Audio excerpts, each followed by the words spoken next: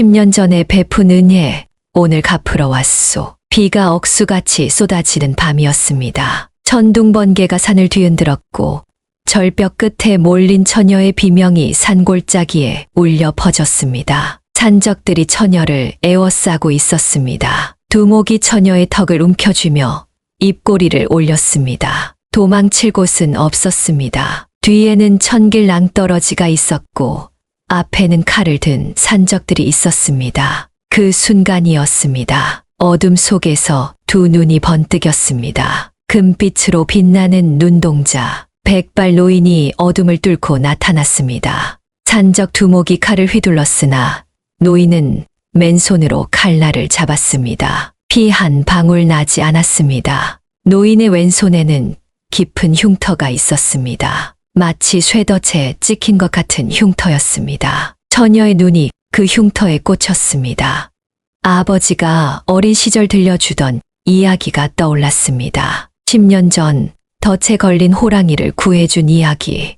설마 이 노인이 그 호랑이란 말입니까? 이번 영상에서는 덫에서 구해준 호랑이가 10년 뒤 은혜를 갚은 이야기에 대해서 들려드리겠습니다. 지금부터 이야기를 시작하려고 합니다. 시작하기 전에 구독과 좋아요 부탁드려요. 비가 억수같이 쏟아지는 밤이었습니다. 천둥 번개가 산을 뒤흔들었고 바람은 나뭇가지를 꺾어버릴 듯 사납게 불어댔습니다. 태백산 깊은 골짜기 어느 절벽 위에서 처녀 하나가 비명을 질렀습니다. 17살 순이었습니다. 얼굴이 창백하게 질려 있었고 입술은 파랗게 물들어 있었으며 온몸이 빗물에 젖어 덜덜 떨리고 있었습니다.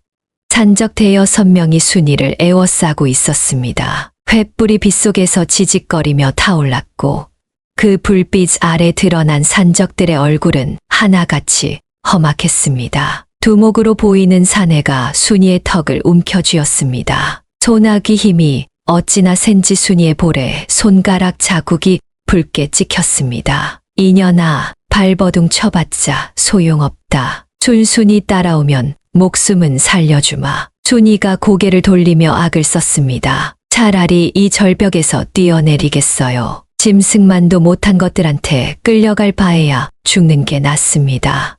두목 철봉이가 코웃음을 쳤습니다. 입꼬리가 비틀리며 올라갔고 눈빛은 차갑게 가라앉아 있었습니다. 그가 부하들에게 턱짓을 했습니다. 산적 둘이 순이의 양팔을 붙잡았습니다.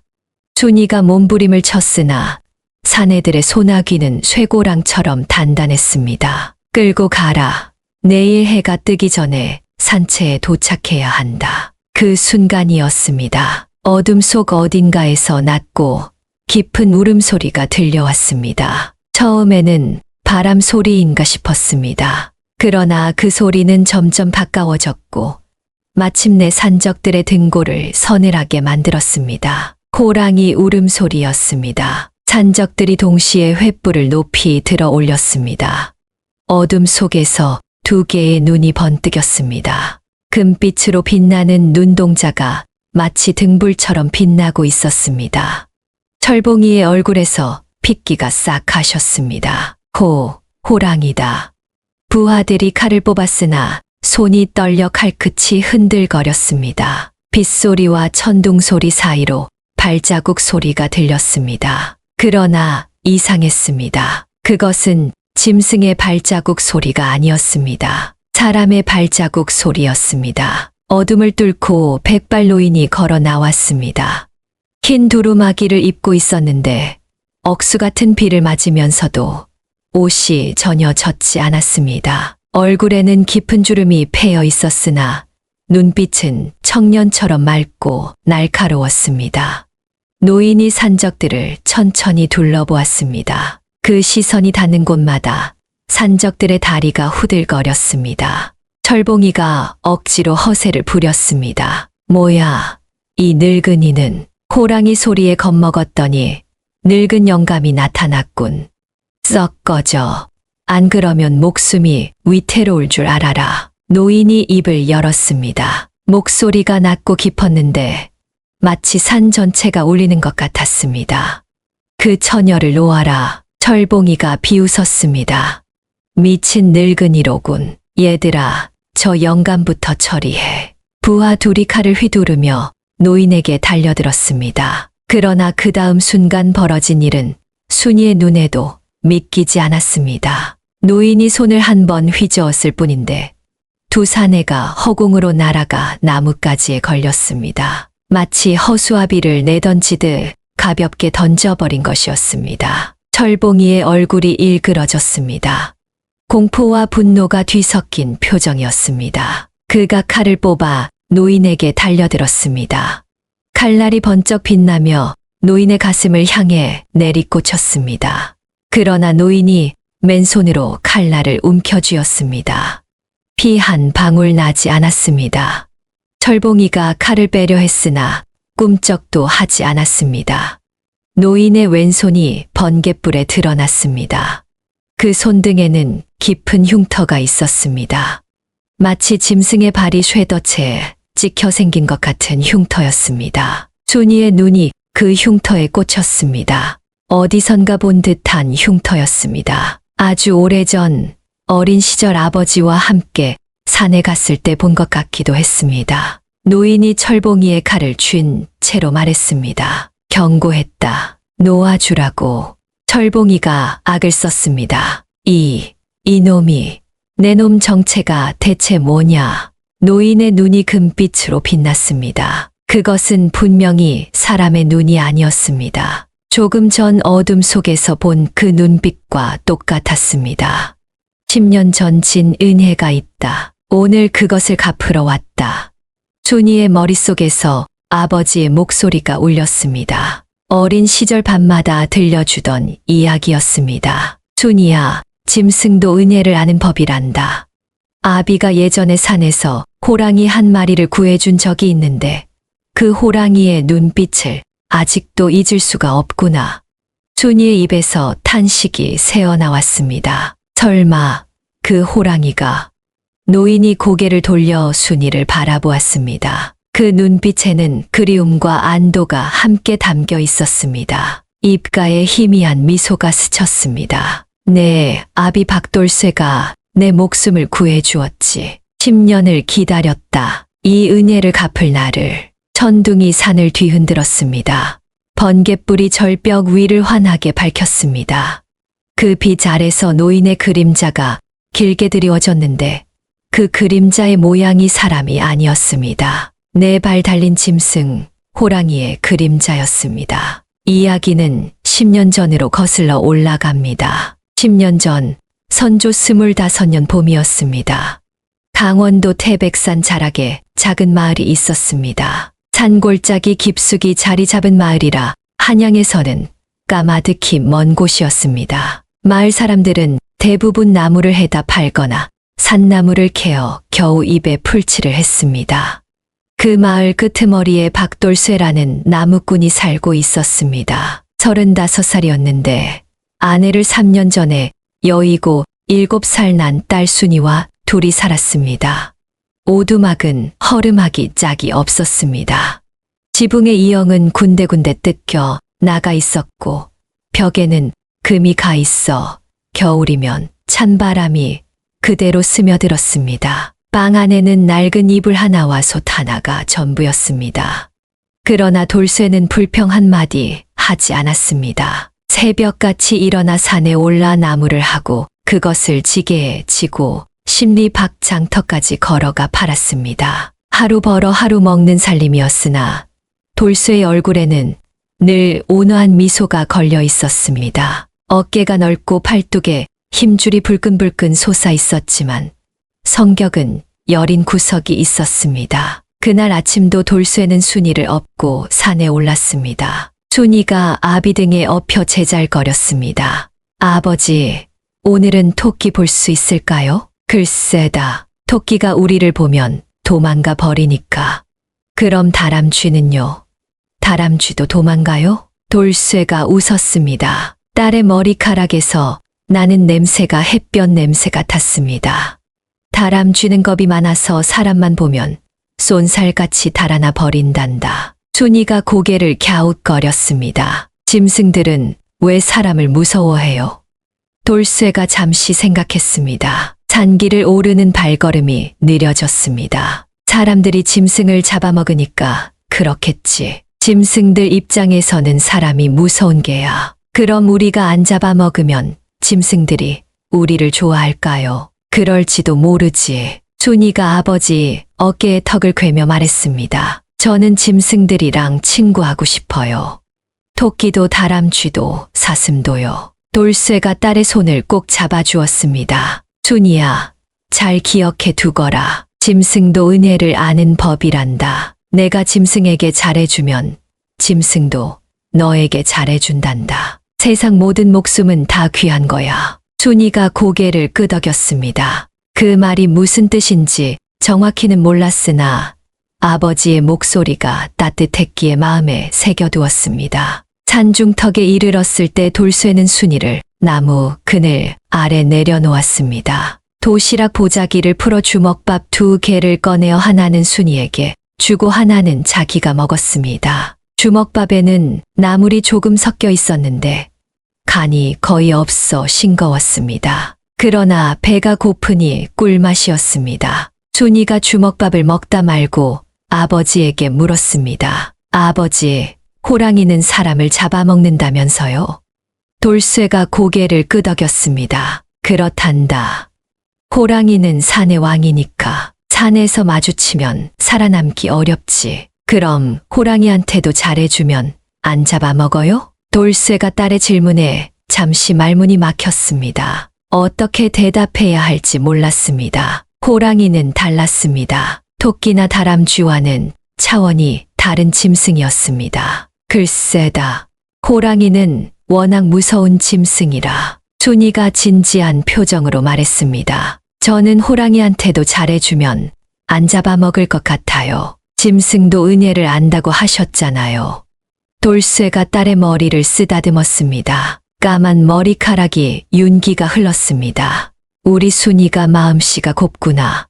그래, 어쩌면 그럴지도 모르겠다. 점심을 먹고 돌쇠는 나무를 하러 더 깊은 산속으로 들어갔습니다. 순이는 나무 그늘 아래서 잠이 들었습니다. 돌쇠가 도끼를 휘둘러 나뭇가지를 쳐내는 소리가 산골짜기에 메아리 쳤습니다. 해가 기울 무렵이었습니다. 돌쇠가 뗄나무를 지게에 가득 지고 돌아오다가 이상한 소리를 들었습니다. 처음에는 짐승의 신음 소리인 줄 알았습니다.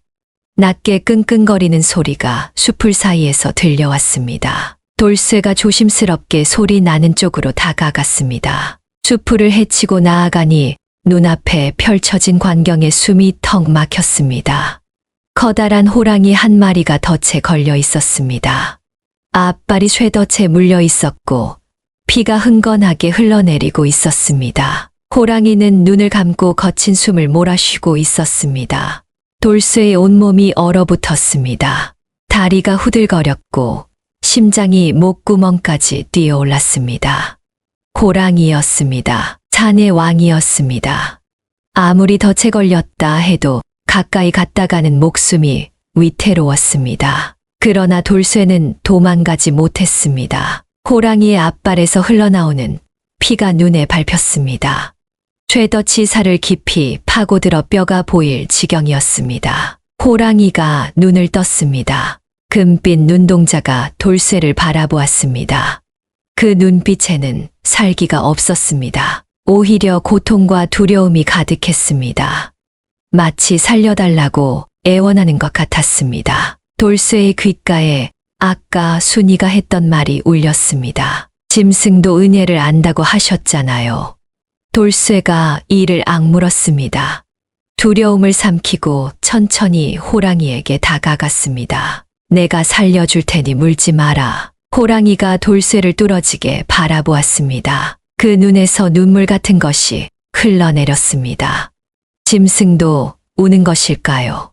돌쇠의 가슴이 뜨거워졌습니다. 손이 떨렸으나 쇠덫에 손을 가져갔습니다. 온 힘을 다해 쇠덫을 벌렸습니다. 팔뚝에 핏줄이 불끈 솟았고 이마에 땀이 송골송골 맺혔습니다. 철컥 소리와 함께 쇠덫이 열렸습니다. 쇠덫이 열리자 호랑이가 천천히 앞발을 빼냈습니다. 다친 발을 핥으며 돌쇠를 올려다보았습니다. 금빛 눈동자의 어린 빛은 경계심이 아니었습니다. 감사의 빛이었습니다. 호랑이가 몸을 일으켜 세웠습니다. 덩치가 소만했습니다. 일어서자 돌쇠의 키보다 머리 하나는 더 컸습니다. 돌쇠가 뒷걸음질 쳤습니다. 아무리 은혜를 베풀었다 해도 호랑이는 호랑이였습니다. 그러나 호랑이는 공격하지 않았습니다. 대신 고개를 한 번 숙였습니다. 마치 인사를 하는 것 같았습니다. 그리고는 절뚝거리며 숲속으로 사라졌습니다. 돌쇠는 한참 동안 그 자리에 서 있었습니다. 다리에 힘이 풀려 주저앉았습니다. 온몸이 땀으로 흠뻑 젖어 있었습니다. 방금 일어난 일이 꿈만 같았습니다. 해가 완전히 지기 전에 돌쇠는 순이를 깨워 집으로 돌아왔습니다. 그날 밤 돌쇠는 잠을 이룰 수가 없었습니다. 호랑이의 눈빛이 자꾸만 아른거렸습니다. 고통에 젖어 있으면서도 돌쇠를 해치지 않았던 그 눈, 떠나기 전에 고개를 숙이던 그 모습, 정말로 짐승도 은혜를 아는 것일까요? 그 뒤로 이상한 일들이 벌어지기 시작했습니다. 며칠 후 아침이었습니다. 돌쇠가 문을 열었을 때 문 앞에 꿩 2마리가 놓여 있었습니다. 깃털에 피가 조금 묻어 있었으나 싱싱했습니다. 방금 잡은 것이 분명했습니다. 돌쇠가 주위를 둘러보았으나 아무도 없었습니다. 고개를 갸웃거리며 꿩을 들고 들어왔습니다. 순이가 눈을 비비며 물었습니다. 아버지, 이게 뭐예요? 누가 문 앞에 놓고 갔구나. 누군지 모르겠다. 그 후로 열흘에 한 번꼴로 문 앞에 먹을 것이 놓여 있었습니다. 어떤 때는 산토끼였고 어떤 때는 꿩이었으며 어떤 때는 멧돼지, 고기 한 덩이가 놓여 있기도 했습니다. 마을 사람들에게 물어봐도 다들 고개를 저었습니다. 돌쇠는 그것이 호랑이의 선물이라고 짐작했습니다. 그러나 아무에게도 말하지 않았습니다. 말해봐야 아무도 믿지 않을 것이었습니다. 덫에 걸린 호랑이를 구해줬더니 호랑이가 먹을 것을 가져다 준다니 그런 황당한 이야기를 누가 믿겠습니까? 세월이 흘렀습니다. 순이가 8살이 되고 9살이 되고 10살이 되었습니다. 돌쇠는 여전히 나무를 해서 팔았습니다. 살림은 나아지지 않았으나 굶지는 않았습니다. 문 앞에 놓이는 고기 덕분이었습니다. 순이는 무럭무럭 자랐습니다. 어머니를 닮아 얼굴이 고왔습니다. 눈이 초승달처럼 휘어졌고 코가 오똑했으며 입술이 앵두처럼 붉었습니다. 그러나 무엇보다 마음씨가 고왔습니다. 산에서 다친 새를 발견하면 집에 데려와 보살폈고 굶주린 들고양이에게 밥을 나눠주었습니다. 돌쇠네 오두막 주변에는 짐승들이 자주 나타났습니다. 다른 집에는 얼씬도 않는 다람쥐와 토끼가 돌쇠네 마당에서 놀다 가곤 했습니다. 마을 사람들은 신기하게 여겼습니다. 돌쇠네 집에는 무슨 재주가 있는 게야.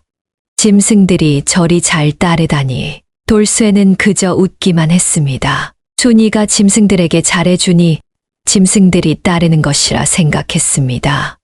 순이가 12살이 되던 해 가을이었습니다. 돌쇠가 산에서 나무를 하다가 큰 부상을 당했습니다. 도끼가 빗나가 종아리를 베었습니다. 피가 철철 흘러 바지가 흠뻑 젖었습니다. 돌쇠는 걷지 못했습니다. 산속에서 꼼짝없이 죽게 된 것이었습니다. 해가 지고 어둠이 내렸습니다. 돌쇠는 나무에 기대 앉아 하늘을 올려다보았습니다.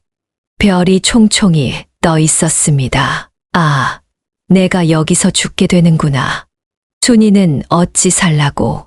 그때 숲속에서 발자국 소리가 들렸습니다. 무거운 발걸음이었습니다. 돌쇠의 심장이 쿵쾅거렸습니다.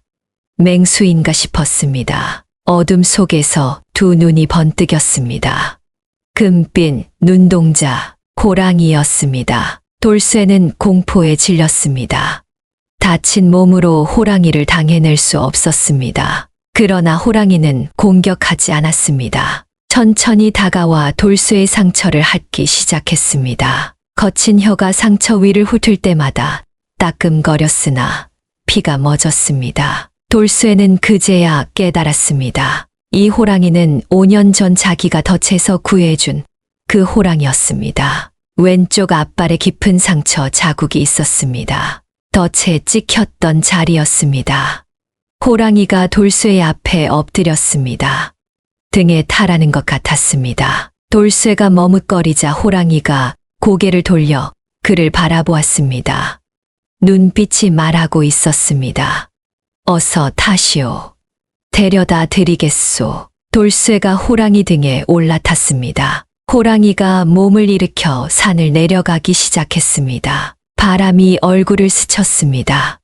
나무들이 양옆으로 스쳐 지나갔습니다. 마을 어귀에 이르자 호랑이가 멈추었습니다. 돌쇠가 등에서 내렸습니다. 호랑이가 돌쇠를 한참 바라보았습니다. 그 눈에 무슨 말이 담겨 있는 것 같았으나 짐승의 말을 알아들을 수는 없었습니다. 고맙다. 돌쇠가 더듬거리며 말했습니다. 호랑이가 고개를 한번 끄덕이더니 어둠 속으로 사라졌습니다. 그 뒤로 돌쇠는 산에서 맹수를 만난 적이 단 한 번도 없었습니다. 다른 나무꾼들은 가끔 멧돼지나 곰과 마주쳐 혼비백산하기도 했으나 돌쇠에게는 그런 일이 없었습니다.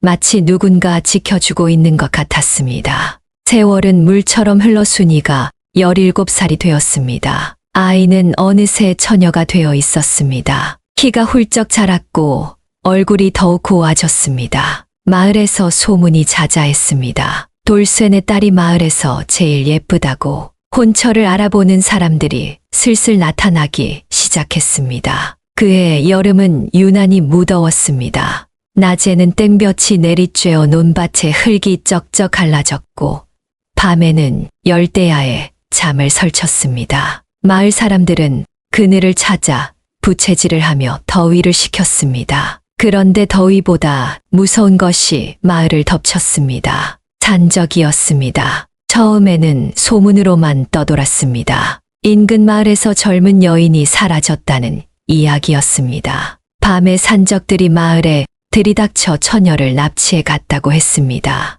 사람들은 혀를 끌끌 찼으나 남의 마을 일이라 생각하고 대수롭지 않게 여겼습니다. 그러나 한 달이 지나 또 다른 마을에서 여인이 사라졌습니다. 그 다음 달에는 2명이 사라졌습니다. 산적들의 행패가 점점 가까워지고 있었습니다. 마을 좌수인 김좌수가 마을 사람들을 모아놓고 말했습니다. 여러분, 걱정들 마시오. 관가에 알려놓았으니 곧 포졸들이 와서 산적을 소탕할 거요. 그러나 김좌수의 눈빛은 어딘가 수상했습니다. 말을 하면서도 시선이 자꾸 다른 곳을 향했습니다. 턱에 기름기가 번들거렸고 배가 불룩 나와 있었습니다. 가난한 산골 마을에서 혼자만 살이 찐 것이었습니다. 돌쇠는 김좌수가 예전부터 미덥지 않았습니다. 좌수라는 자리를 이용해 마을 사람들에게 이것저것 뜯어내는 것을 여러 번 보았습니다. 그러나 힘없는 나무꾼이 어찌하겠습니까? 속으로만 삭히고 말았습니다. 그날 밤이었습니다. 돌쇠가 잠자리에 들려던 참외 밖에서 인기척이 났습니다. 문 앞에 누가 서 있었습니다. 돌쇠가 조심스럽게 문을 열었습니다. 김좌수였습니다. 기름기 도는 얼굴에 음흉한 웃음이 걸려 있었습니다. 아니, 좌수 어른께서 이 밤에 무슨 일이십니까? 김좌수가 주위를 두리번거리며 목소리를 낮추었습니다. 돌쇠야, 너 딸 순이가 올해 17이지. 돌쇠의 등골이 서늘해졌습니다. 좌수가 왜 갑자기 딸 나이를 묻는 것일까요? 그렇습니다만 좋은 혼처가 있어서 말이야. 한양에 사는 부잣집인데 첩을 구한다더군. 내 딸을 보내면 평생 비단 옷 입고 살 수 있을 거야. 돌쇠의 얼굴이 굳어졌습니다. 첩이라니요. 제 딸을 첩으로 보내라니요. 죄송합니다만 그런 생각은 없습니다. 김좌수의 얼굴에서 웃음기가 싹 가셨습니다. 눈이 날카롭게 빛났습니다. 내 이놈, 내가 좋게 말할 때 생각해봐라. 내까진 나무꾼 주제에 딸을 시집 보낼 능력이나 있겠느냐?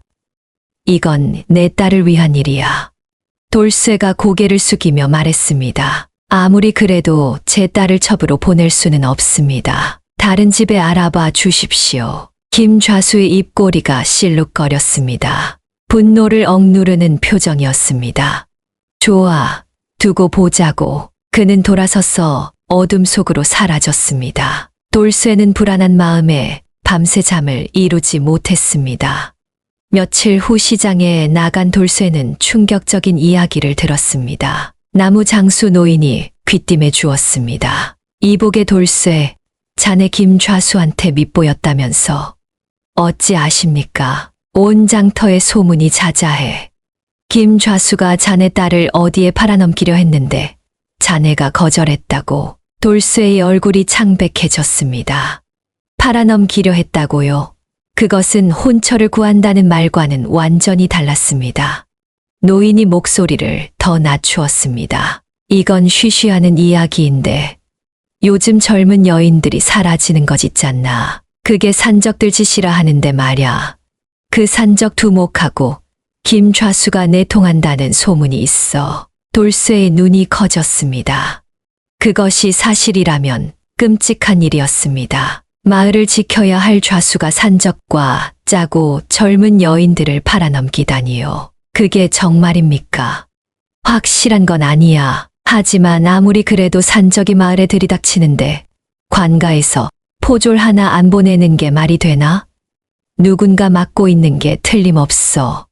돌쇠가 집으로 돌아오는 발걸음이 무거웠습니다. 순이 생각에 가슴이 철렁 내려앉았습니다. 김좌수가 순이를 노리고 있었습니다.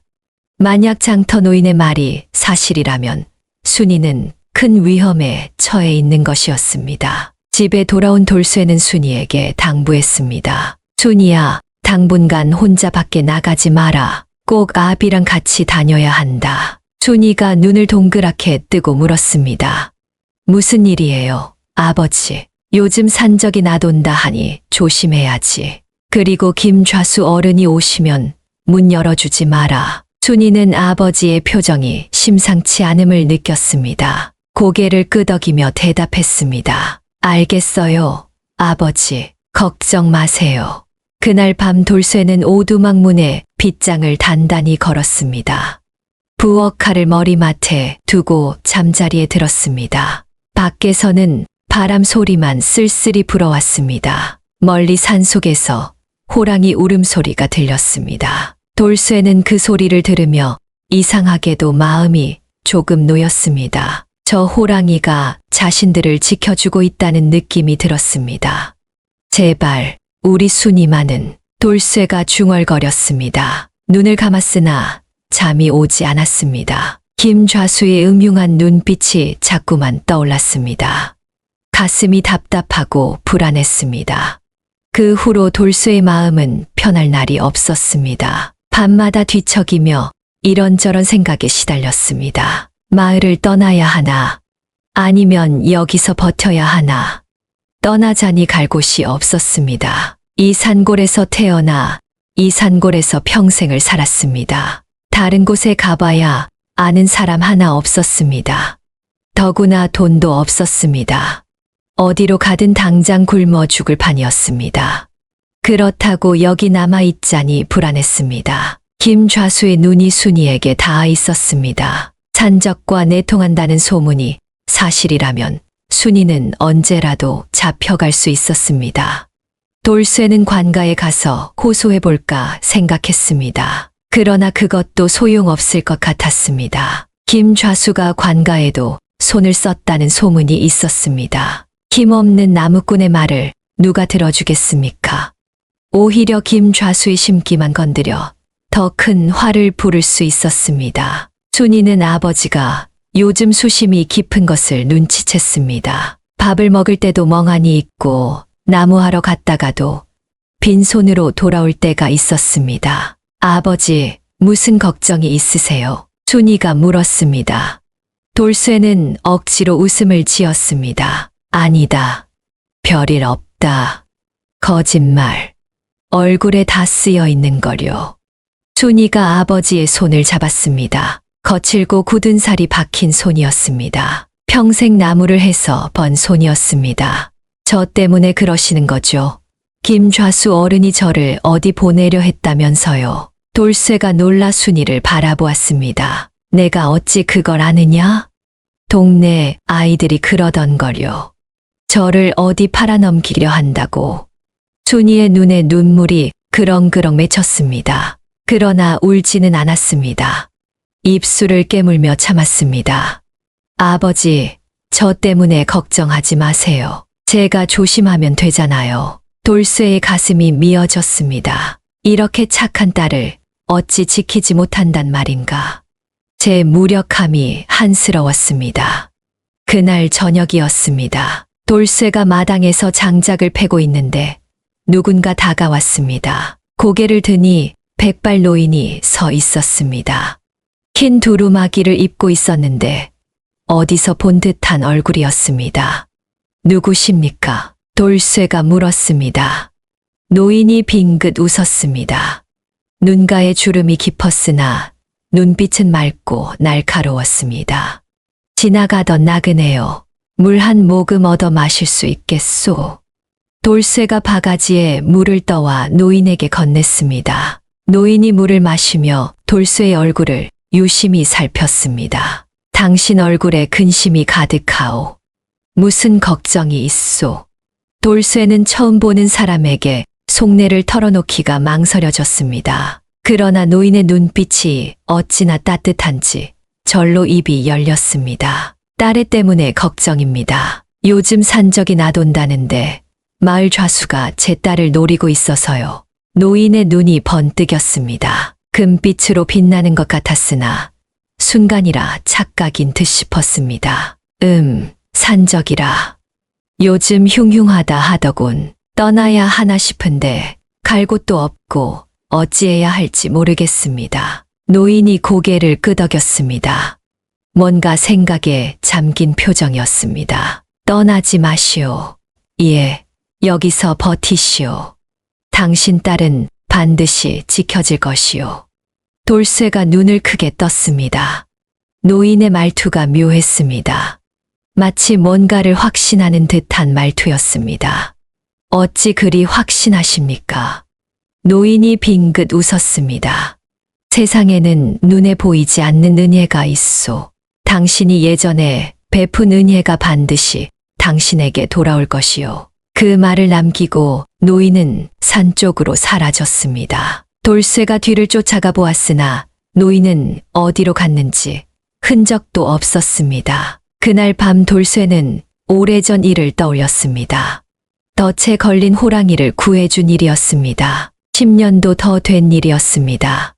설마 그 일이 지금의 자신을 지켜준다는 것일까요? 순이가 잠든 얼굴을 내려다보며 돌쇠는 마음을 굳혔습니다. 그래, 떠나지 않겠다. 여기서 버티겠다. 결심은 했으나 불안은 가시지 않았습니다. 산적이 언제 들이닥칠지 모르는 일이었습니다. 돌쇠는 호랑이가 사는 산을 바라보며 기도했습니다.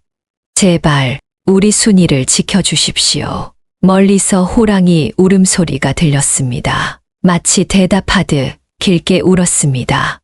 돌쇠의 가슴에 알 수 없는 안도감이 번졌습니다. 며칠 후 돌쇠는 장터에 가야 했습니다. 뗄나무를 팔아 쌀을 사와야 했습니다. 며칠째 양식이 떨어져 죽으로 끼니를 때우고 있었습니다. 순이를 데리고 가려 했으나 순이가 몸이 좋지 않았습니다. 어젯밤부터 열이 나고 기침을 했습니다. 아무래도 감기에 걸린 듯 했습니다. 아버지, 저는 괜찮으니 다녀오세요. 문 꼭 잠그고 있을게요. 순이가 말했습니다. 얼굴이 창백했고 이마에 땀이 송골송골 맺혀 있었습니다. 돌쇠가 망설였습니다. 혼자 두고 가기가 걱정되는구나. 금방 다녀오시면 되잖아요. 장터까지 왕복하면 서너 시간이면 되니까. 돌쇠가 한참을 고민했습니다. 그러나 양식이 떨어진 것을 두고 볼 수는 없었습니다. 병든 딸에게 죽이라도 끓여 먹여야 했습니다. 그럼 아비가 빨리 다녀올 테니 문 열어주지 말고 꼭 안에만 있거라. 알았지? 네, 아버지. 걱정 마세요.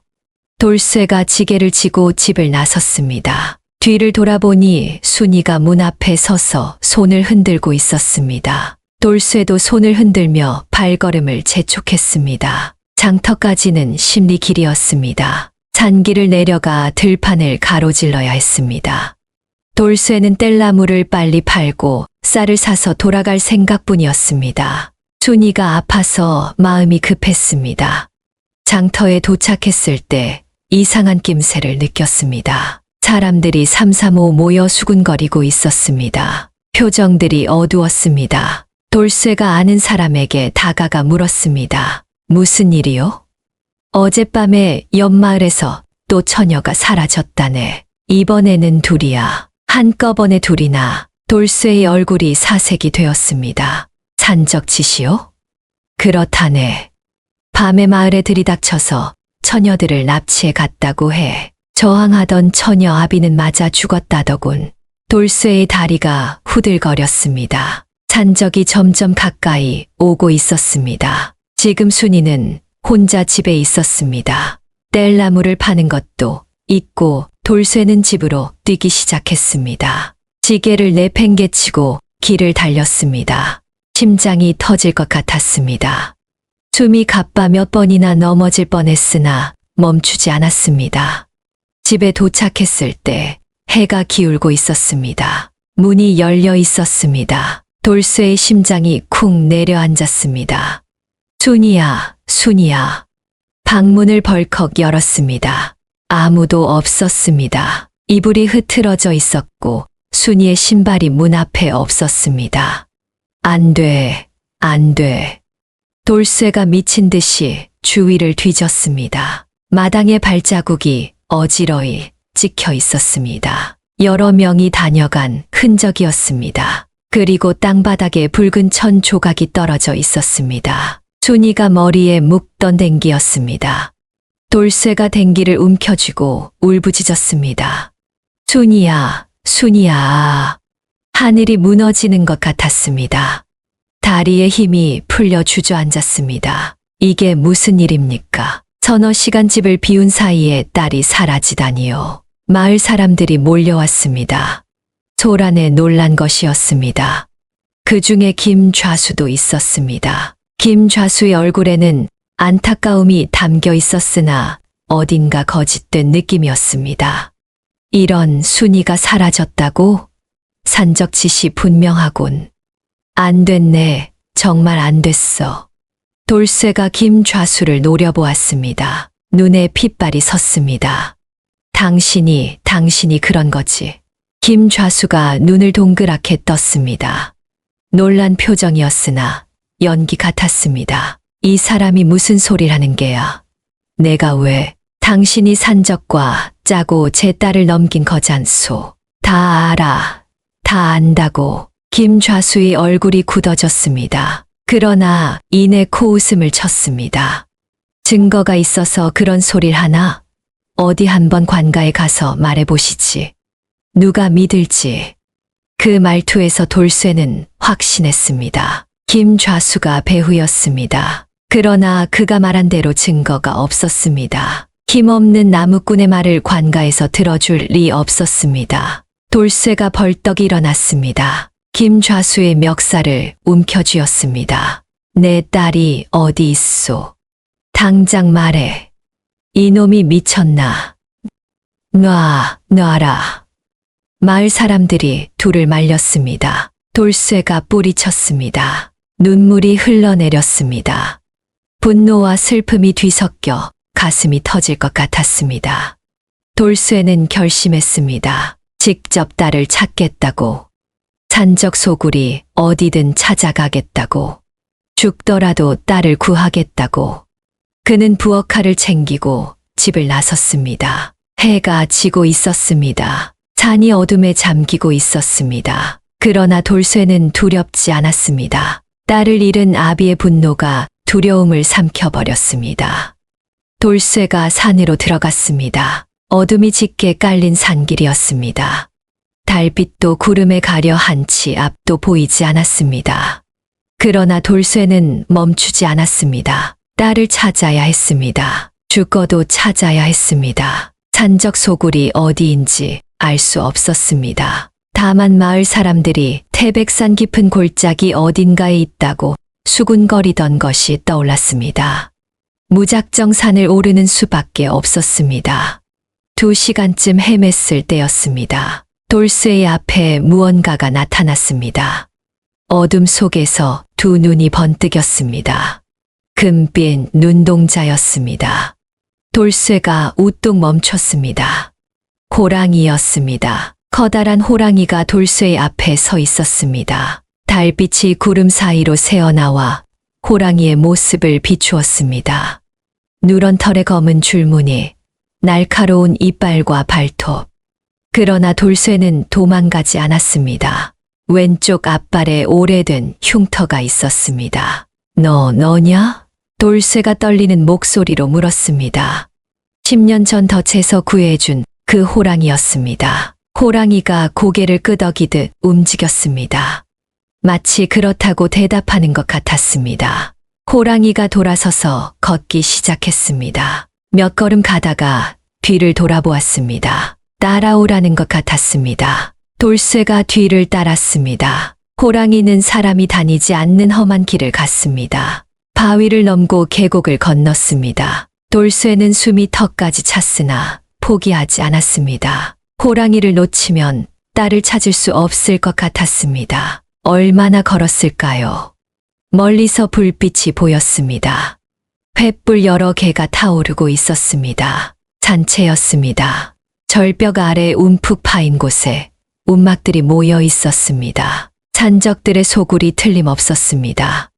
호랑이가 멈추었습니다. 돌쇠를 돌아보며 낮게 울었습니다. 조심하라는 뜻인 것 같았습니다. 그리고는 어둠 속으로 사라졌습니다. 돌쇠가 수풀에 몸을 숨기고 산채를 살폈습니다. 산적들이 움막 앞에서 술을 마시고 있었습니다. 5-6명이 보였습니다. 웃음소리와 고함소리가 산골짜기에 울렸습니다. 그 옆에 여인들이 묶여 있었습니다. 전어되어 보였습니다. 손이 뒤로 묶이고 입에 재갈이 물려 있었습니다. 그 중에 순이가 있었습니다. 얼굴이 창백했고 옷이 찢겨 있었습니다. 눈물 자국이 뺨에 말라붙어 있었습니다. 돌쇠의 눈에 핏발이 섰습니다. 주먹을 불끈 쥐었습니다. 당장 뛰어들어 딸을 구하고 싶었습니다. 그러나 산적이 5-6명이었습니다. 혼자서는 어림없었습니다. 어떻게 해야 하나 돌쇠가 이를 악물며 생각했습니다. 그때 수풀이 바스락거렸습니다. 돌쇠가 화들짝 놀라 돌아보았습니다. 백발 노인이 서 있었습니다. 며칠 전 물을 얻어 마시러 왔던 그 노인이었습니다. 당신은 노인이 손가락을 입술에 대며 쉿소리를 냈습니다. 조용히 하라는 뜻이었습니다. 당신 딸이 저기 있구려. 노인이 산채를 가리키며 말했습니다. 돌쇠가 고개를 끄덕였습니다. 그런데 혼자서는 구할 수 없소. 산적이 너무 많아. 노인이 빙긋 웃었습니다. 내가 도와주리다. 돌쇠가 눈을 크게 떴습니다. 노인은 이미 늙었습니다. 힘이 있어 봐야 젊은 산적 하나도 당해내지 못할 것이었습니다. 무슨 말씀이십니까? 위험합니다. 걱정 마시오. 나에게는 힘이 있소. 노인의 눈이 금빛으로 빛났습니다. 분명히 보았습니다. 사람의 눈이 아니었습니다. 돌쇠의 심장이 쿵쾅거렸습니다. 당신 대체 누구십니까? 노인이 왼손을 들어 보였습니다. 손등에 깊은 흉터가 있었습니다. 쇠덫에 찍힌 것 같은 흉터. 방금 호랑이 앞발에서 본 것과 똑같은 흉터였습니다. 돌쇠의 입이 벌어졌습니다. 믿을 수 없는 일이었습니다. 눈앞에 있는 노인이 호랑이란 말입니까? 10년 전 당신이 내 목숨을 구해 주었소. 노인이 말했습니다. 그 은혜를 갚을 때가 왔소. 당신 딸을 구하겠소. 돌쇠의 눈에서 눈물이 흘러내렸습니다. 정말로 짐승도 은혜를 아는 것이었습니다. 10년 전 베푼 작은 선행이 이렇게 돌아오다니요. 감사합니다. 정말 감사합니다. 돌쇠가 노인에게 절을 올렸습니다. 노인이 그를 일으켜 세웠습니다. 절은 딸을 구한 뒤에 하시오. 이제 갑시다. 노인이 산채를 향해 걸어갔습니다. 돌쇠가 뒤를 따랐습니다. 심장이 두근거렸으나 두렵지는 않았습니다. 이 신비로운 존재가 함께하니 반드시 딸을 구할 수 있을 것 같았습니다. 달이 구름 사이로 나와 산채를 비추었습니다. 운명의 순간이 다가오고 있었습니다. 노인이 산채로 다가갔습니다. 발소리가 나지 않았습니다. 마치 바람처럼 스르륵 움직였습니다. 돌쇠도 숨을 죽이고 뒤를 따랐습니다. 산채 입구에 산적 하나가 망을 보고 있었습니다. 술에 취해 비틀거리고 있었습니다. 노인이 다가가자 산적이 눈을 부릅떴습니다. 뭐야, 이 늙은이는? 말이 끝나기도 전에 노인의 손이 번개처럼 뻗었습니다. 산적의 목을 가볍게 쳤습니다. 산적이 소리 한 번 지르지 못하고 쓰러졌습니다. 돌쇠가 눈을 크게 떴습니다. 노인의 움직임이 눈에 보이지 않을 정도로 빨랐습니다. 인간의 움직임이 아니었습니다. 노인이 산채 안으로 들어갔습니다. 움막 앞에서 술을 마시던 산적들이 고개를 돌렸습니다. 한 놈이 벌떡 일어나며 소리쳤습니다. 이게 뭐야? 어디서 온 늙은이냐? 노인이 대답 대신 손을 휘둘렀습니다. 바람이 일었습니다. 산적 셋이 동시에 날아가 움막벽에 처박혔습니다. 벽이 와르르 무너졌습니다. 산적들이 기절한 채 꿈쩍도 하지 않았습니다. 남은 산적들이 칼을 뽑았습니다. 눈이 공포에 질려 있었습니다. 방금 본 것이 믿기지 않는 표정이었습니다. 이놈이 도깨비냐? 죽여라. 산적 둘이 노인에게 달려들었습니다. 칼날이 번쩍였습니다. 그러나 노인이 허공에서 칼을 낚아챘습니다. 맨손으로 칼날을 잡은 것이었습니다. 피가 나지 않았습니다. 산적들의 얼굴이 하얗게 질렸습니다. 노인이 칼을 쥔 채로 손목을 비틀었습니다. 우두둑 소리와 함께 산적의 손목이 꺾였습니다. 비명이 산골짜기에 울려 퍼졌습니다. 도망쳐. 남은 산적 하나가 도망치려 했습니다. 그러나 노인이 눈 깜짝할 사이에 그의 앞을 막아섰습니다. 순간이동이라도 한 것 같았습니다. 내 놈들이 납치한 여인들은 어디서 데려왔느냐? 노인의 목소리가 낮고 깊었습니다. 산이 울리는 것 같았습니다. 산적이 덜덜 떨며 대답했습니다. 김 좌수가 알려줬습니다. 어느 마을에 젊은 처녀가 있는지, 언제 혼자 있는지 다 알려줬습니다. 돌쇠의 주먹이 불끈 쥐어졌습니다. 역시 김 좌수가 배후였습니다. 제 딸을 산적에게 넘긴 것이 그 놈이었습니다. 노인이 산적을 바닥에 내동댕이 쳤습니다. 산적이 기절했습니다. 노인이 돌쇠를 돌아보았습니다. 딸을 데려가시오. 나는 나머지를 처리하겠소. 돌쇠가 묶여있는 여인들에게 달려갔습니다. 순이가 눈을 크게 뜨고 아버지를 바라보았습니다. 제갈 때문에 말을 하지 못했으나 눈에 눈물이 그렁그렁 맺혀 있었습니다. 순이야. 아비다. 괜찮다. 돌쇠가 부엌 칼로 밧줄을 끊었습니다. 순이가 제갈을 뱉어내고 아버지를 껴안았습니다. 아버지. 울음이 터져 나왔습니다. 온몸이 덜덜 떨렸습니다. 돌쇠가 딸을 꼭 안아주었습니다. 괜찮아. 이제 집에 가자. 돌쇠가 나머지 여인들의 밧줄도 끊어주었습니다. 서넛이었습니다. 모두 인근 마을에서 납치된 처녀들이었습니다. 울면서 감사하다고 연신 고개를 숙였습니다. 그때 움막 안에서 누군가 나왔습니다. 덩치 큰 사내였습니다. 산적 두목 철봉이었습니다. 손에 큰 칼을 들고 있었습니다. 눈이 충혈되어 있었고 얼굴이 일그러져 있었습니다. 이게 무슨 짓이냐? 감히 내 산채에서 행패를 부려? 철봉이가 노인에게 달려들었습니다. 칼을 크게 휘둘렀습니다. 노인이 몸을 비틀어 피했습니다. 칼날이 허공을 갈랐습니다. 내 놈이 두목이냐?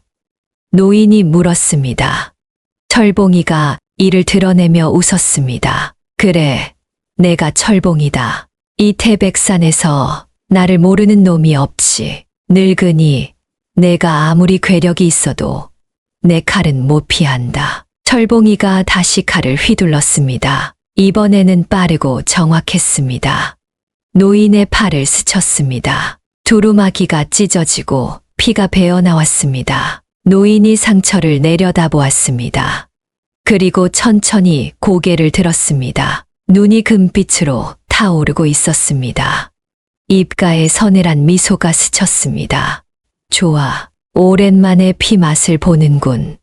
노인의 목소리가 달라졌습니다. 낮고 깊었으나 그 안에 짐승의 울음소리가 섞여 있었습니다. 철봉이의 얼굴에서 핏기가 싹 가셨습니다. 노인의 몸에서 이상한 기운이 뿜어져 나왔습니다. 공기가 무거워졌습니다. 숨 쉬기가 힘들 정도였습니다. 철봉이의 다리가 후들거렸습니다. 칼을 쥔 손이 떨렸습니다. 너, 내 놈 대체 뭐냐? 노인이 한 걸음 다가갔습니다. 그림자가 땅 위에 길게 드리워졌습니다. 그 그림자의 모양이 달랐습니다. 사람이 아니었습니다. 네 발 달린 짐승의 그림자였습니다. 호랑이였습니다. 철봉이가 뒤로 물러섰습니다. 공포에 질린 눈이었습니다. 호랑이. 내 놈이 호랑이란 말이냐? 노인이 대답하지 않았습니다. 대신 입을 벌렸습니다. 날카로운 송곳니가 드러났습니다. 인간의 이빨이 아니었습니다. 맹수의 이빨이었습니다. 너 같은 놈은 인간도 아니다. 노인의 목소리가 포효처럼 울렸습니다. 산이 흔들리는 것 같았습니다. 철봉이가 비명을 지르며 칼을 휘둘렀습니다. 마구잡이로 휘둘렀습니다. 공포에 눈이 멀어 정신없이 휘둘렀습니다. 노인이 손을 뻗어 칼날을 잡았습니다. 맨손으로 잡았습니다. 철봉이가 칼을 빼려 했으나 꿈쩍도 하지 않았습니다. 마치 바위를 잡고 있는 것 같았습니다. 노인이 칼을 쥔 채로 철봉이의 눈을 바라보았습니다. 금빛 눈동자가 횃불에 반사되어 타오르고 있었습니다. 10년 동안 이 산을 지켜보았다. 내 놈들이 여인들을 납치하고 팔아넘기는 것을 알고 있었다. 철봉이의 얼굴이 창백해졌습니다. 입술이 파르르 떨렸습니다. 왜 지금까지 가만히 있었냐? 내 일이 아니었기에. 인간들의 일은 인간들이 해결해야 하는 것이니까. 노인이 칼을 놓았습니다. 철봉이가 비틀거리며 뒤로 물러났습니다. 그런데 오늘 내 놈이 내 은인의 딸을 건드렸다. 노인의 목소리가 낮게 깔렸습니다. 그 안에 서린 분노가 밤 공기를 얼어붙게 만들었습니다. 10년 전 저 나무꾼이 내 목숨을 구해주었다. 덫에 걸려 죽어가던 나를 구해주었다. 그 은혜를 갚기 위해 10년을 기다렸다. 돌쇠가 순위를 아는 채 노인을 바라보았습니다. 눈물이 흘러내렸습니다. 정말이었습니다. 10년 전 그 호랑이가 맞았습니다. 노인이 돌쇠를 돌아보았습니다. 금빛 눈에 따뜻함이 담겨 있었습니다. 당신은 내게 단 한 번의 선행을 베풀었소. 죽을 목숨을 살려주었소. 그 은혜를 이제 갚겠소. 철봉이가 그 사이 도망치려 했습니다. 몸을 돌려 어둠 속으로 내달렸습니다. 그러나 노인이 더 빨랐습니다. 눈 깜짝할 사이에 철봉이의 앞을 막아섰습니다. 어딜 가느냐? 철봉이가 무릎을 꿇었습니다. 두 손을 모아 빌었습니다. 살려주시오. 다시는 이런 짓 안 하겠소. 제발 목숨만. 내 놈이 납치한 여인들도 그렇게 빌었겠지. 내 놈이 죽인 사람들의 가족도 그렇게 빌었겠지. 노인의 목소리가 싸늘했습니다. 짐승도 은혜를 안다. 그러나 짐승도 원한을 안다. 내 놈이 저지른 죄값을 치러라. 노인이 손을 들어 올렸습니다. 손톱이 길게 자라나 발톱처럼 변했습니다. 철봉이가 비명을 질렀습니다. 안 돼, 안 돼야. 노인의 손이 내리쳤습니다. 철봉이의 비명이 산골짜기에 울려 퍼졌습니다. 그리고 정적이 찾아왔습니다. 순이가 아버지의 품에 얼굴을 묻었습니다. 차마 볼 수 없는 광경이었습니다. 돌쇠도 고개를 돌렸습니다. 짐승의 분노가 어떤 것인지 알 것 같았습니다. 노인이 돌쇠에게 다가왔습니다. 손에 묻은 피를 두루마기로 닦았습니다. 눈빛이 다시 부드러워져 있었습니다. 이제 끝났소. 돌쇠가 무릎을 꿇으려 했습니다. 노인이 말렸습니다. 아직 끝난 게 아니오. 김좌수가 남아있소. 저놈을 처리해야 다시는 이런 일이 없을 것이오. 돌쇠의 눈에 불꽃이 일었습니다. 그렇습니다. 김좌수야말로 이 모든 일의 원흉이었습니다. 같이 가시겠소? 노인이 물었습니다. 돌쇠가 고개를 끄덕였습니다. 가겠습니다. 제 손으로 저놈의 죄를 물어야겠습니다. 노인이 빙긋 웃었습니다. 좋소. 그럼 갑시다. 해가 뜨기 시작했습니다. 동력 하늘이 붉게 물들었습니다. 긴 밤이 끝나고 새 아침이 밝아오고 있었습니다. 구독 유도 포인트. 과연 김좌수의 최후는 어떻게 될까요? 그리고 호랑이의 보호는 어떻게 마무리될까요? 이야기 시작 전 구독과 좋아요를 눌러주시면 저에게 큰 힘이 됩니다. 그리고 지금 기분이 어떠신지 댓글로 남겨주세요. 행운을 가득 담아 응원의 메시지 보내드리겠습니다. 돌쇠와 노인이 순이와 다른 여인들을 데리고 마을로 돌아왔습니다. 해가 중천에 떠 있었습니다. 마을 사람들이 몰려 나왔습니다. 사라졌던 여인들이 돌아온 것을 보고 환호성을 질렀습니다. 눈물을 흘리는 가족들도 있었습니다. 그러나 기쁨은 오래가지 않았습니다. 김좌수가 포졸들을 데리고 나타났습니다. 포졸이 10명쯤 되었습니다. 창과 칼로 무장하고 있었습니다. 김좌수의 얼굴에 음흉한 웃음이 걸려 있었습니다. 저놈들을 잡아라. 저놈들이 산적이다. 돌쇠가 눈을 부릅떴습니다. 무슨 헛소리요. 저놈들이 산적이 아니라 내가 산적이라니? 김좌수가 포졸 대장에게 말했습니다. 저 나무꾼 돌쇠가 산적과 짜고 여인들을 납치했소. 내가 증인들을 세울 수 있소. 김좌수의 뒤에서 사내 몇 명이 나섰습니다. 김좌수에게 돈 받고 거짓 증언하기로 한 자들이 분명했습니다. 그렇소. 우리가 봤소. 돌쇠가 밤마다 산적들과 만나는 것을. 거짓말이오. 저놈들이 거짓말하는 것이오. 돌쇠가 소리쳤으나 포졸들은 들은 척도 하지 않았습니다. 포졸 대장이 손짓했습니다. 포졸들이 돌쇠를 에워쌌습니다. 저 늙은이도 잡아라.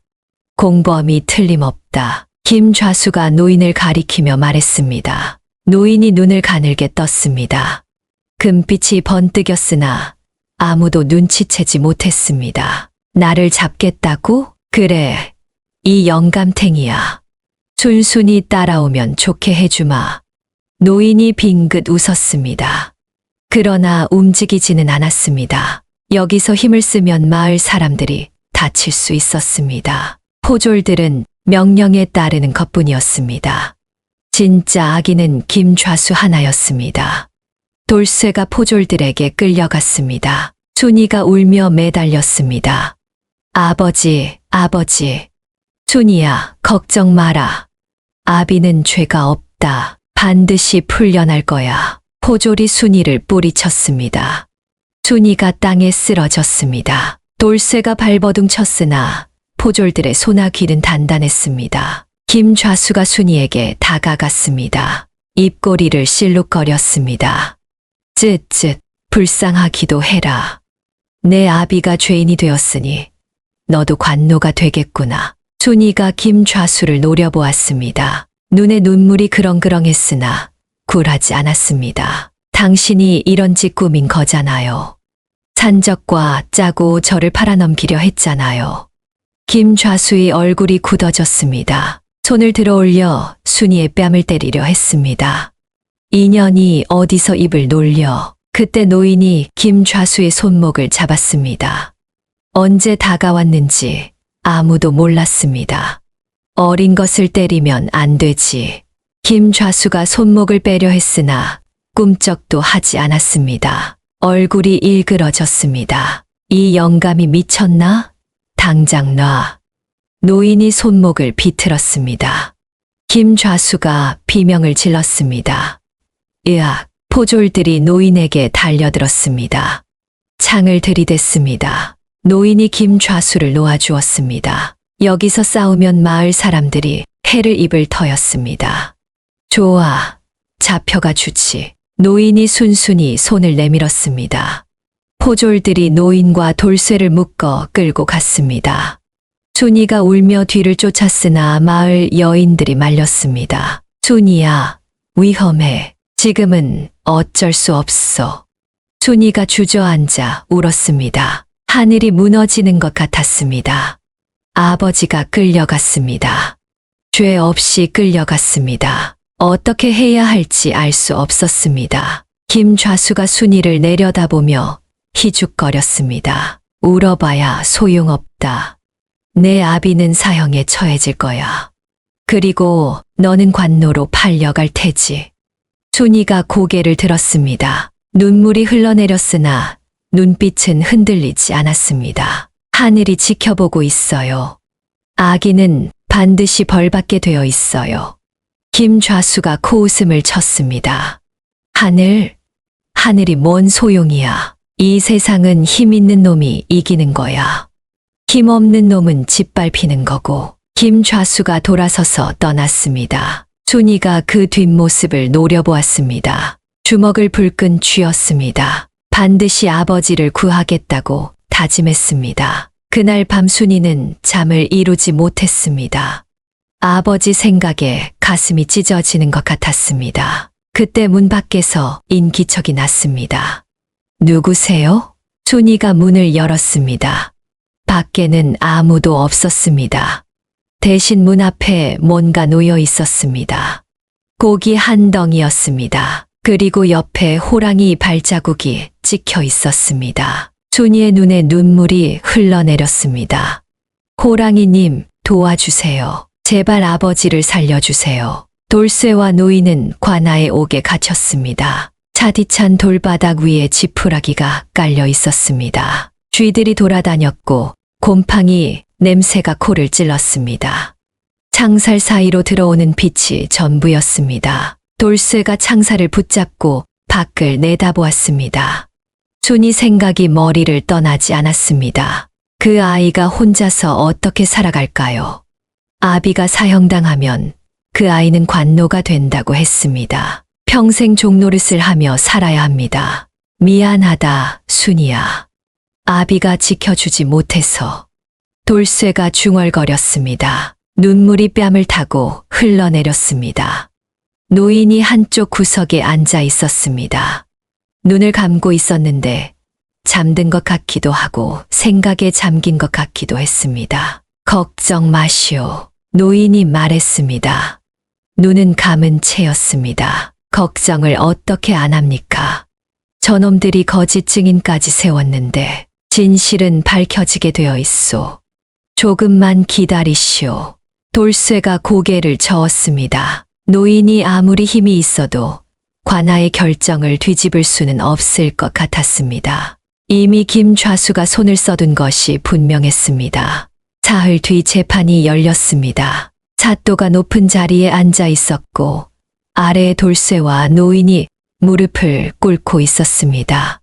김좌수와 거짓 증인들이 옆에 서 있었습니다. 사또가 물었습니다. 내 이놈들 산적과 짜고 여인들을 납치한 게 사실이냐? 돌쇠가 고개를 들었습니다. 억울합니다, 사또. 저는 산적이 아니옵니다. 오히려 산적에게 납치된 제 딸을 구하러 갔던 것입니다. 김좌수가 나섰습니다. 거짓말입니다. 사또. 저 자가 산적과 내통했다는 증인이 있습니다. 거짓 증인들이 앞으로 나왔습니다. 그렇습니다. 사또. 저희가 직접 봤습니다. 돌쇠가 밤마다 산적들과 만나는 것을. 언제 어디서 봤느냐? 보름 전 밤에 산 입구에서 봤습니다. 돌쇠가 산적 두목과 무언가 주고받았습니다. 새빨간 거짓말이었습니다. 보름 전 돌쇠는 밤새 집에서 순이 간호를 했습니다. 열이 심해서 밤새 물수건을 갈아주었습니다. 그러나 그것을 증명할 방법이 없었습니다. 사또가 고개를 끄덕였습니다. 증인의 말이 명확하구나. 네 이놈, 더 이상 발뺌하지 말라. 억울합니다. 저놈들이 거짓말하는 것입니다. 돌쇠가 울부짖었습니다. 그러나 사또는 귀를 기울이지 않았습니다. 이미 김 좌수에게 뇌물을 받은 것이 분명했습니다. 죄인 박돌쇠에게 사형을 선고하노라. 3일 뒤 처형한다. 돌쇠의 눈앞이 깜깜해졌습니다. 사형이라니요. 죄도 없이 사형이라니요. 온몸에 힘이 빠졌습니다. 그리고 저 늙은이는 공범이니 곤장백대에 처한다. 노인이 눈을 떴습니다. 금빛 눈동자가 번뜩였습니다. 그러나 아무 말 하지 않았습니다. 돌쇠가 다시 옥에 끌려왔습니다. 무릎이 꺾여 주저앉았습니다. 3일 뒤 죽습니다. 억울하게 죽습니다. 순이를 두고 죽습니다. 왜 이렇게 됐을까? 내가 뭘 잘못했다고. 돌쇠가 벽에 머리를 기대고 울었습니다. 눈물이 마르지 않았습니다. 노인이 돌쇠 옆에 앉았습니다. 울지 마시오. 어찌 울지 않겠습니까? 3일 뒤면 죽습니다. 순이를 두고 죽습니다. 안 죽소. 돌쇠가 노인을 바라보았습니다. 노인의 눈에는 확신이 담겨 있었습니다. 당신을 살릴 방법이 있소. 다만 조금 기다려야 하오. 무슨 방법이 있습니까? 노인이 빙긋 웃었습니다. 나를 믿으시오. 10년 전 당신이 나를 믿고 덫을 풀어준 것처럼. 돌쇠가 노인의 눈을 바라보았습니다. 금빛 눈동자가 횃불처럼 타오르고 있었습니다.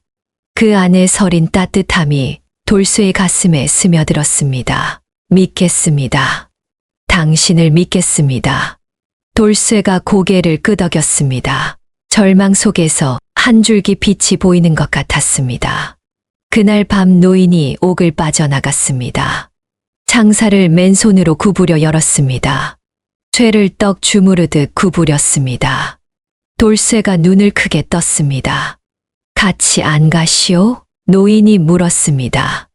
돌쇠가 고개를 저었습니다. 저까지 도망치면 정말로 죄인이 됩니다. 여기서 기다리겠습니다. 노인이 고개를 끄덕였습니다. 알겠소. 반드시 돌아오겠소. 증거를 가지고 노인이 어둠 속으로 사라졌습니다. 호랑이 울음소리가 멀리서 들렸습니다. 순이는 아버지가 사형 선고를 받았다는 소식을 듣고 주저앉았습니다. 하늘이 무너졌습니다. 눈앞이 캄캄해졌습니다. 숨을 쉴 수가 없었습니다. 안 돼, 안 돼. 아버지가 죄인일 리 없어. 순이가 울부짖었습니다.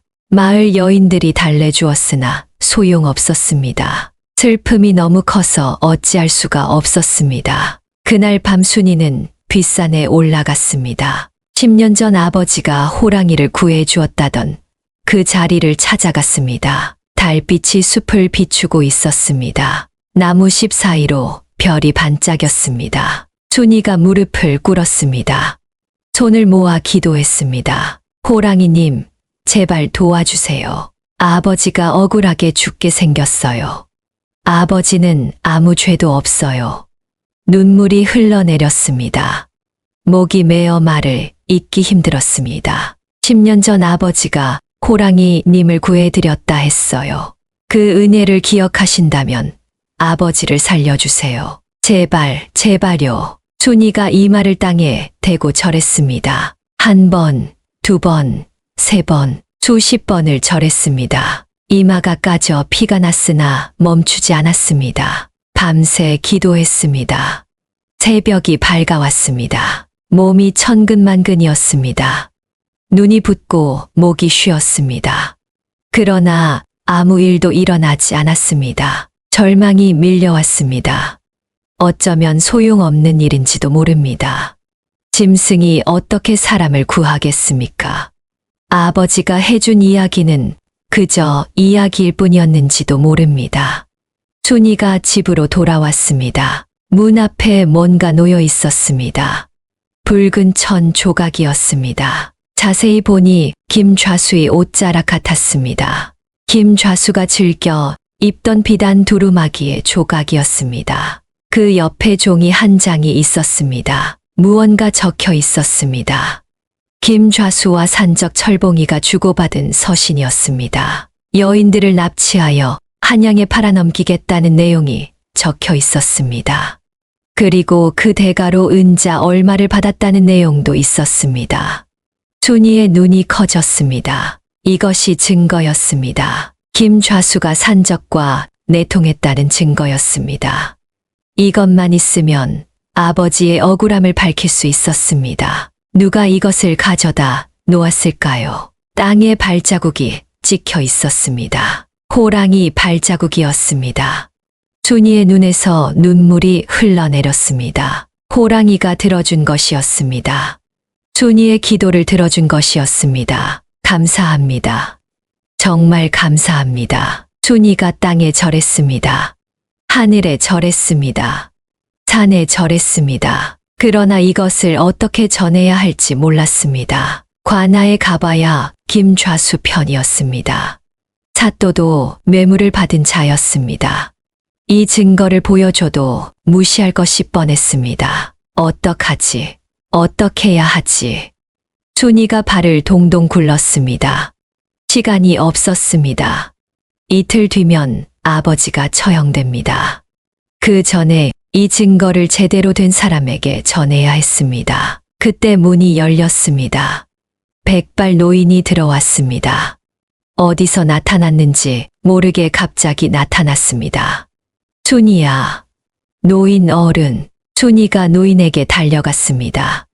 노인의 옷이 찢어져 있었고 여기저기 피가 묻어 있었습니다. 어른, 괜찮으세요? 다친 데는 없으세요? 나는 괜찮다. 그것보다 그 종이를 봤느냐? 순이가 고개를 끄덕였습니다. 네, 봤어요. 그런데 이걸 어떻게 해야 할지 모르겠어요. 노인이 빙긋 웃었습니다. 걱정 마라. 내가 다 준비해 두었다. 노인이 순이의 손을 잡았습니다. 손이 따뜻했습니다. 내일 아침 어사가 이 고을에 온다. 암행어사다. 내가 한양까지 가서 고발장을 올렸다. 어사가 직접 와서 이 일을 조사할 것이다. 순이의 눈이 커졌습니다. 암행어사라니요. 노인이 한양까지 갔다 왔단 말입니까? 하룻밤 만에요. 그게 어떻게 가능해요? 노인이 웃었습니다. 나에게는 빠른 발이 있으니까. 순이는 그제야 깨달았습니다. 노인이 사람이 아니라는 것을, 아버지가 구해준 그 호랑이라는 것을.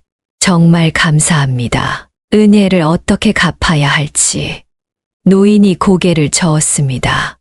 내 아비가 나에게 베푼 은혜를 갚는 것뿐이다. 내일을 기다려라. 모든 것이 밝혀질 것이다. 노인이 돌아서서 떠났습니다. 순이가 뒤를 쫓았으나 노인은 이미 보이지 않았습니다. 대신 멀리서 호랑이 울음소리가 길게 울렸습니다. 다음 날 아침 마을이 발칵 뒤집혔습니다. 암행어사가 왔습니다. 마패를 높이 들고 관아 마당에 들어섰습니다. 포졸들이 허둥지둥 달려나왔습니다. 암행어사 출두요. 외침이 관아 전체에 울려 퍼졌습니다. 사또가 허겁지겁 달려나왔습니다. 얼굴이 하얗게 질려 있었습니다. 뇌물 받은 일이 들통날까 두려운 것이 분명했습니다. 어사는 젊은 선비였습니다. 눈매가 날카롭고 입이 굳게 다물어져 있었습니다. 정의로운 기운이 온몸에서 뿜어져 나왔습니다. 이 고을 사또 나오너라. 사또가 무릎을 꿇었습니다.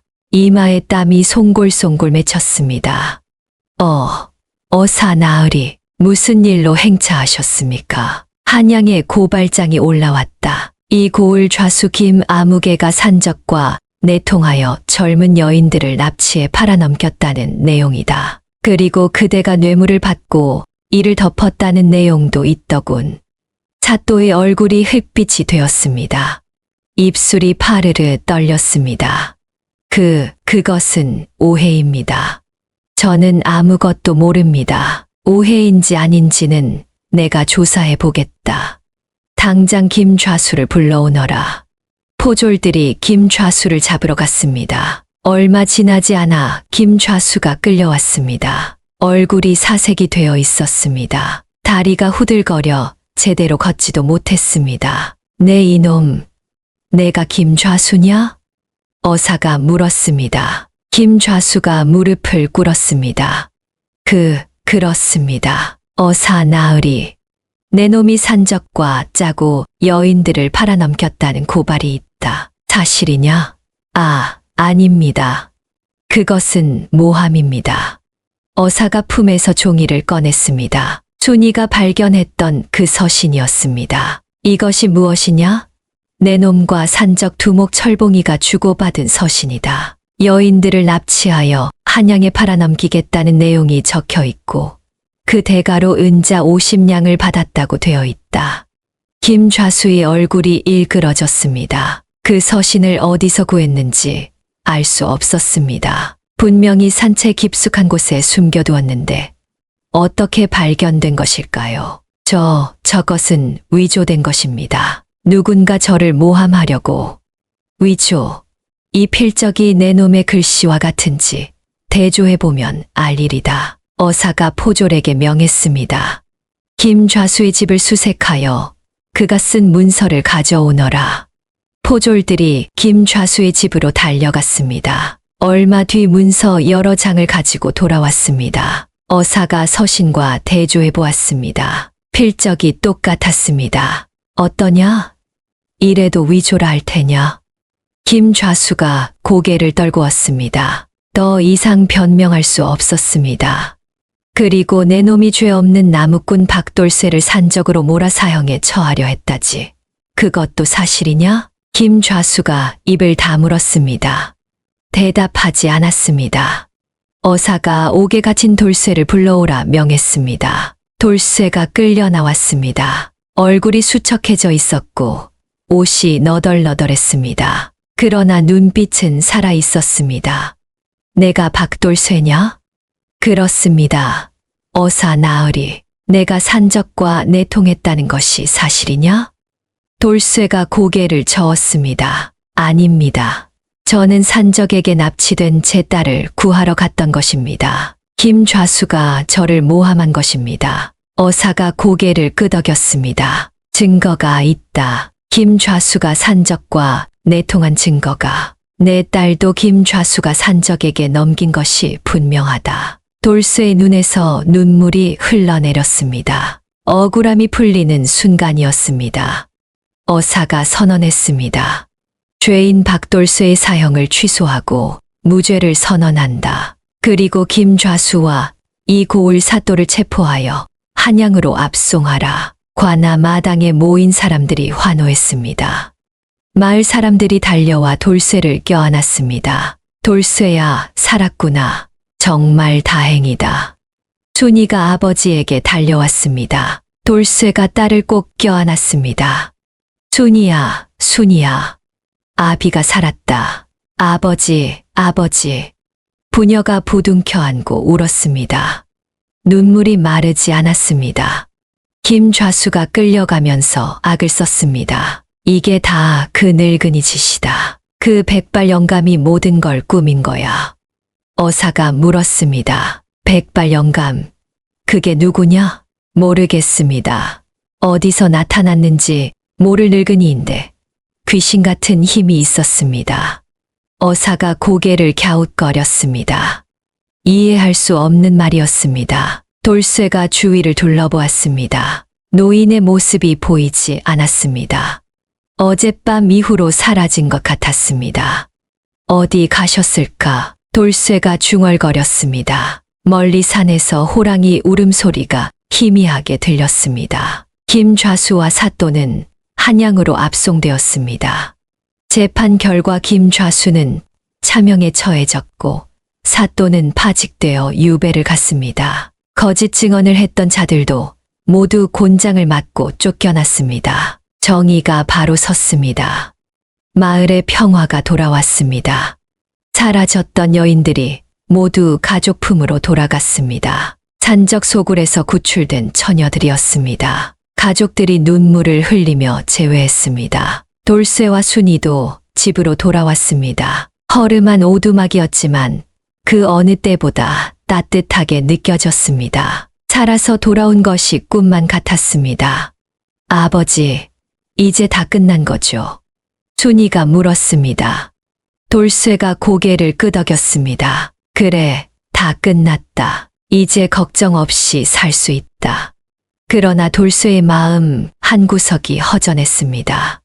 백발 노인이 보고 싶었습니다. 인사도 제대로 못했습니다. 은혜를 갚았다고는 하지만 돌쇠가 할 수 있는 일은 아무것도 없었습니다.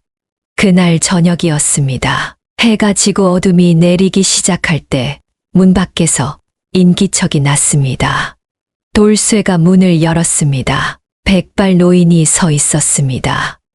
당신, 돌쇠가 눈을 크게 떴습니다. 노인이 빙긋 웃었습니다. 인사하러 왔소. 이제 떠나야 해서. 떠나신다고요? 어디로요? 산으로. 내가 있어야 할 곳으로. 돌쇠가 노인의 손을 잡았습니다. 눈물이 흘러내렸습니다. 감사합니다. 정말 감사합니다. 당신 덕분에 제가 살았습니다. 제 딸이 살았습니다. 노인이 고개를 저었습니다. 나야말로 감사하오. 10년 전 당신이 나를 살려주지 않았다면 나는 그 덫에서 죽었을 것이오. 순이가 달려 나왔습니다. 노인 앞에 무릎을 꿇었습니다. 호랑이님, 감사합니다. 이 은혜를 어떻게 갚아야 할지 모르겠어요. 노인이 순이를 일으켜 세웠습니다. 은혜 같은 건 없다. 내 아비가 나에게 베푼 것을 돌려주었을 뿐이다. 노인이 돌쇠를 바라보았습니다. 금빛 눈동자의 따뜻함이 서려 있었습니다. 당신은 짐승의 목숨도 귀히 여기는 사람이요. 그런 사람이 세상에 많지 않소. 그래서 당신을 지켜주고 싶었소. 돌쇠가 고개를 숙였습니다. 가슴이 뜨거웠습니다. 10년 동안 문 앞에 고기를 놓아주신 것도 당신이었지요? 노인이 고개를 끄덕였습니다. 내가 할 수 있는 건 그것밖에 없었소. 당신 가족이 굶지 않기를 바랐소. 순이가 물었습니다. 정말 가시는 건가요? 다시 뵐 수 있을까요? 노인이 순이의 머리를 쓰다듬었습니다. 산에 오면 볼 수 있을 거다. 나는 늘 이 산을 지키고 있으니까. 노인이 돌아서서 걸어갔습니다. 산 쪽으로 향했습니다. 돌쇠와 순이가 뒤를 따라갔습니다. 산 입구에 이르자 노인이 멈추었습니다. 돌아보지 않고 말했습니다. 더 이상 따라오지 마시오. 여기서 작별하겠소. 잠깐만요. 돌쇠가 외쳤습니다. 노인이 고개를 돌렸습니다. 이름을 알 수 있겠습니까? 당신의 이름을. 노인이 빙긋 웃었습니다. 이름, 짐승에게 이름 같은 건 없소. 다만 사람들이 나를 백호라 부르더군. 흰 호랑이라고. 백호. 흰 호랑이. 돌쇠의 가슴에 그 이름이 깊이 새겨졌습니다. 노인이 산속으로 걸어 들어갔습니다. 점점 멀어졌습니다. 어둠 속으로 사라지기 직전 노인의 모습이 변했습니다. 두 발로 걷던 사람이 네 발로 걷는 짐승이 되었습니다. 흰 털에 검은 줄무늬가 있는 거대한 호랑이였습니다. 호랑이가 고개를 돌려 돌쇠 부녀를 바라보았습니다. 금빛 눈동자가 달빛에 빛났습니다. 그리고 길게 한 번 울었습니다. 어흥. 그 울음소리가 산골짜기에 울려 퍼졌습니다. 돌쇠와 순이가 그 자리에 서서 호랑이를 바라보았습니다. 눈물이 흘러내렸습니다. 호랑이가 어둠 속으로 사라졌습니다. 흰 털이 달빛에 반짝이다가 점점 희미해졌습니다. 마침내 보이지 않게 되었습니다. 돌쇠가 산을 향해 큰 절을 올렸습니다. 순이도 따라서 절했습니다. 감사합니다. 백호님, 평생 잊지 않겠습니다. 산에서 다시 한번 호랑이 울음소리가 들렸습니다. 마치 대답하듯 길게 울었습니다. 그리고 정적이 찾아왔습니다. 돌쇠와 순이가 집으로 돌아왔습니다. 밤하늘에 별이 총총히 빛나고 있었습니다. 보름달이 환하게 떠 있었습니다. 아버지, 호랑이님이 정말로 계셨네요. 순이가 말했습니다. 돌쇠가 고개를 끄덕였습니다. 그래, 짐승도 은혜를 아는 거야. 내가 어렸을 때 아비가 해준 말 기억나니? 네, 짐승에게 잘해주면 짐승도 잘해준다고 하셨잖아요. 그게 사실이었구나. 10년 전 내가 베푼 작은 선행이 이렇게 돌아올 줄 몰랐다. 돌쇠가 하늘을 올려다보았습니다. 별이 반짝였습니다. 앞으로도 착하게 살자. 세상 모든 목숨을 귀히 여기면서 순이가 고개를 끄덕였습니다. 네, 아버지. 그날 밤 돌쇠 부녀는 오랜만에 편히 잠들었습니다. 마음이 평온했습니다. 은혜가 은혜로 돌아온 것이었습니다. 세월이 흘렀습니다. 10년이 지나고 20년이 지났습니다. 돌쇠는 머리가 희끗희끗해졌고 순이는 어엿한 안악이 되어 자식을 낳았습니다. 순이는 좋은 남편을 만났습니다. 이웃 마을의 성실한 농부였습니다. 혼례를 치르던 날 하늘이 맑고 바람이 따뜻했습니다. 마을 사람들이 모두 모여 축하해 주었습니다. 그날 밤 순이네 집 문 앞에 선물이 놓여 있었습니다. 산삼 한 뿌리와 사슴뿔이었습니다. 그 옆에 호랑이 발자국이 찍혀 있었습니다. 순이가 눈물을 흘리며 산을 향해 절했습니다. 감사합니다. 백호님. 저를 잊지 않으셨군요.